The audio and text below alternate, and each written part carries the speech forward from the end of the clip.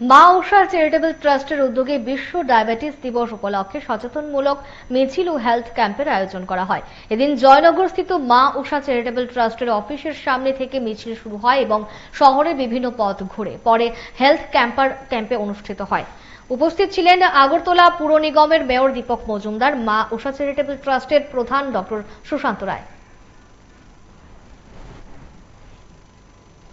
সারা বিশ্বের সাথে আমাদের ছোট্ট রাজ্য ত্রিপুরাও এই দিবসকে মানাচ্ছে, সবাই বিভিন্নভাবে।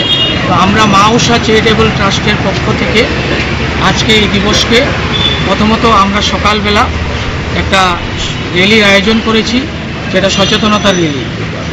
পরিসংখ্যান অনুযায়ী সারা বিশ্বের মধ্যে রোগীর সংখ্যার নিরিখে আমাদের ভারতবর্ষে দ্বিতীয় স্থান অধিকার করেছে, মানে এত সংখ্যক পেশেন্ট বেশি। এর মূল উদ্দেশ্য হলো মানুষের মধ্যে সচেতনতার অভাব। এই দিবসটি আসল উদ্দেশ্য হলো মানানো যে মানুষকে যাতে ডায়াবেটিস না হয় তার জন্য কিভাবে বাঁচতে হবে ওই বিষয়ে সচেতনতা করানো। কী জীবনশৈলী তৈরি করলে পরে ডায়াবেটিস থেকে আমরা নিজেকে রক্ষা করতে এবং পরিবারকে রক্ষা করতে হবে। বিশ্বের মধ্যে দ্বিতীয় জায়গায় আমাদের ভারতবর্ষ আছে। প্রতি 10 জনে একজন তহজ হচ্ছে ডায়াবেটিস। এটা একটা আমাদের বলবো যে বিশাল একটা রোগ বলবো বা ব্যাধি বলবো, এরকম দীর্ঘমেয়াদী।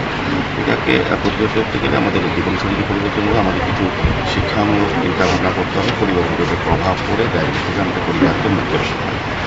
সেক্ষেত্রে আশা করি মা ঊষা চ্যারিটেবল ট্রাস্টের পক্ষ থেকে কমিশন হয়েছে। আজকে এই উপলক্ষে একটা স্বাস্থ্য শিবিরও করা হয়েছে, বিভিন্ন স্বাস্থ্য বিনামূল্যে রক্ত পরীক্ষা, বিভিন্ন পরীক্ষা নিরীক্ষা করে বিনামূল্যে ওষুধ প্রদান করা হবে।